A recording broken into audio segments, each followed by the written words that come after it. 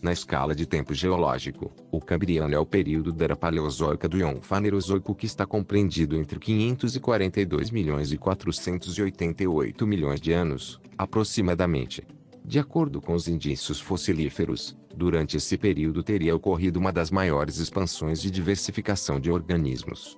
Um dos eventos marcantes com relação à fauna seria a considerável predominância dos invertebrados marinhos, por exemplo, os trilobitas. Contudo, também apresentando uma grande irradiação de outros grupos como equinodermos, anelídeos, moluscos, esponjas e artrópodes. O registro fóssil mostra que os trilobitas surgiram há 521 milhões de anos nos oceanos do período Cambriano, quando os continentes ainda eram uma paisagem inóspita à maioria das formas de vida. Poucos grupos de animais tiveram tamanho sucesso adaptativo como os trilobitas, artrópodes que caminharam pelo solo marinho por 270 milhões de anos até a grande extinção do Permiano, há 252 milhões de anos. Quanto mais recuado no tempo viveu um determinado grupo de animais, mais escassos e raros são seus fósseis, mais difícil é a compreensão sobre o seu modo de vida e mais complicado é para os paleontólogos conseguirem estabelecer relações evolutivas no tempo e no espaço. Todos os seres vivos, incluindo os trilobitas, são compostos por células. A teoria da evolução propõe que estas células surgiram num passado distante, a partir de um ou mais sistemas viventes complexos, derivados por processos naturais de materiais presentes na Terra pré-biótica. Estas protocélulas primitivas se estabeleceram e, durante vastos períodos de tempo, desenvolveram sistemas complexos capazes de duplicação eficiente dos componentes necessários para a vida. Durante este período, os detalhes do código genético foram trabalhados, os sistemas de enzimas necessários para a duplicação do DNA foram aperfeiçoados, as enzimas necessárias para produzir RNA mensageiros funcionais desenvolvidas, e a maquinaria para produzir proteínas a partir da informação contida no RNA mensageiro foi estabelecida.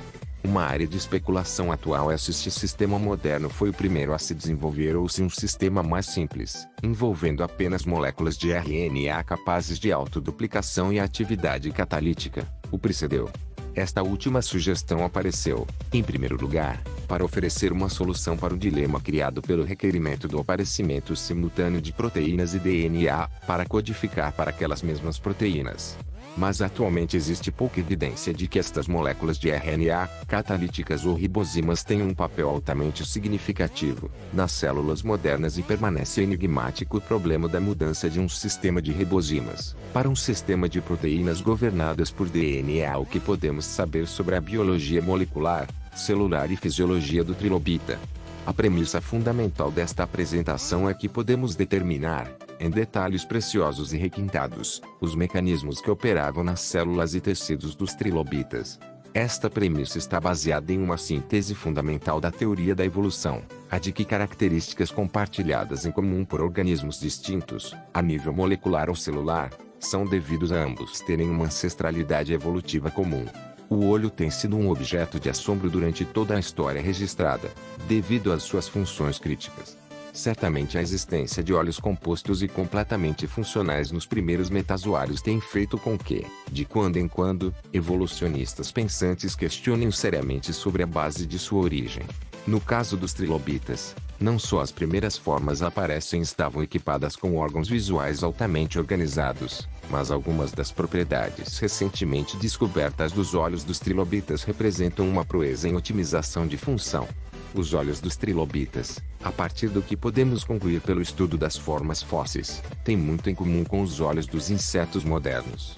Certos trilobitas de meados do Paleozoico têm um sistema óptico único, desconhecido em qualquer outra criatura. Vimos que os trilobitas, os primeiros fósseis abundantes e bem representados de metazoários, apresentavam uma complexidade inimaginável em cada detalhe, com olhos compostos, com apêndices abdominais e brânquias, com pernas e antenas e com formas esculturais intrincadas e complexas. Eles possuíam sistemas musculares e nervosos totalmente funcionais. No hemisfério norte, o registro de trilobitas é muito rico. Os paleontólogos já descreveram 10 ordens, abarcando mais de 17 mil espécies distintas. As menores tinham apenas 1,5 mm, enquanto as maiores espécies atingiam até 70 cm de comprimento, 40 cm de largura. Há regiões como Marrocos, por exemplo, onde os trilobitas são preservados com perfeição e requinte, quase como se fossem belos camafeus de priscas eras. Já no Brasil, no Peru e na Bolívia, seus fósseis apresentam um estado de conservação muitas vezes sofrível, limitando-se às impressões que seus exoesqueletos deixaram no lodo do solo marinho. Muito embora seu estado de conservação não seja o ideal, há milhares de registros de trilobitas nos sedimentos que formam a Bacia Paraná, na região sul, e a Bacia Parnaíba, fincada entre as regiões norte e nordeste. A dispersão dos trilobitas do gênero Metacripaeus durante o estágio loxicoviano ocorreu da Bolívia e do Peru para o Brasil, para as bacias sedimentares do Paraná, hoje no sul do país, e do Parnaíba, entre as regiões norte e nordeste, e em direção das Ilhas Malvinas, enquanto a dispersão durante o estágio seguinte, o Pragiano, se deu na direção da África do Sul. Os trilobitas talvez sejam os fósseis arquetípicos, símbolos de um mundo arcaico de eras remotas. Porém, há 252 milhões de anos, os trilobitas tiveram uma queda populacional que levou ao fim da espécie.